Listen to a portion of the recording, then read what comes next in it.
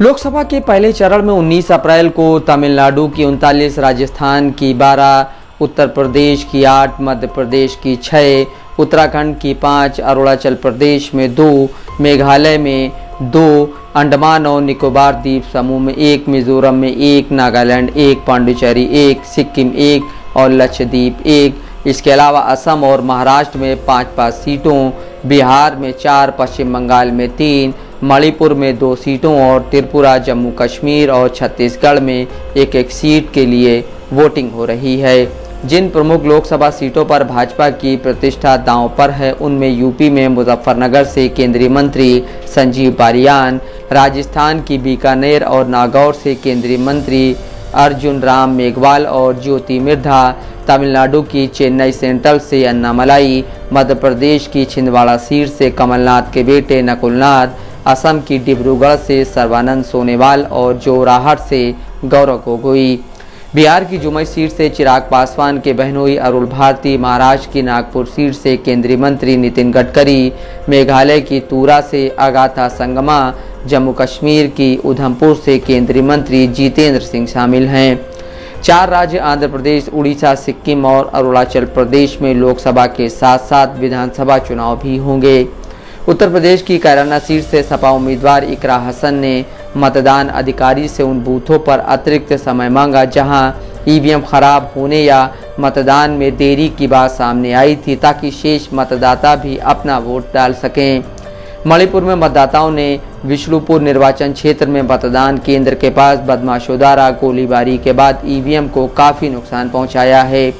पीलीभीत में मतदान के बीच 40-50 सपा कार्यकर्ताओं को थाने में बैठाया गया। सपा उम्मीदवार भगवत शरण गंगवार ने पुलिस पर आरोप लगाया कि बूथों पर एजेंट्स को परेशान किया जा रहा है।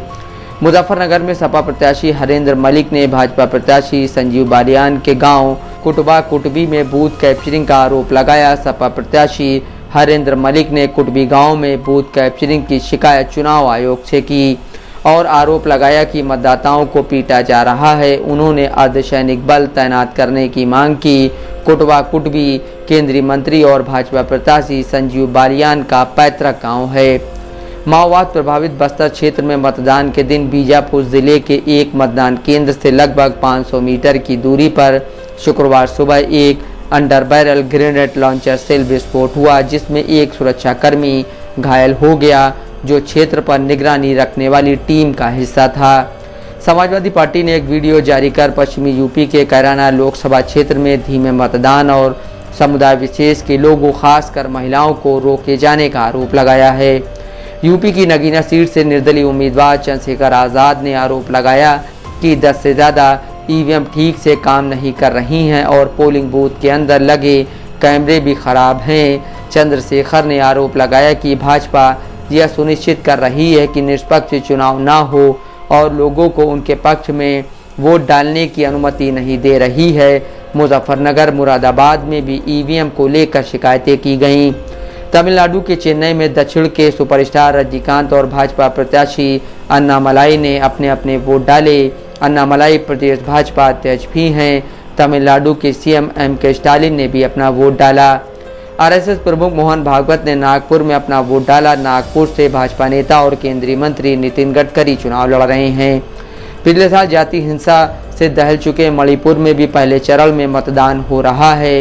इन मणिपुर लोकसभा सीट पर कड़ी सुरक्षा व्यवस्था की गई है, जिसमें 60 विधानसभा क्षेत्रों में से 32 शामिल हैं।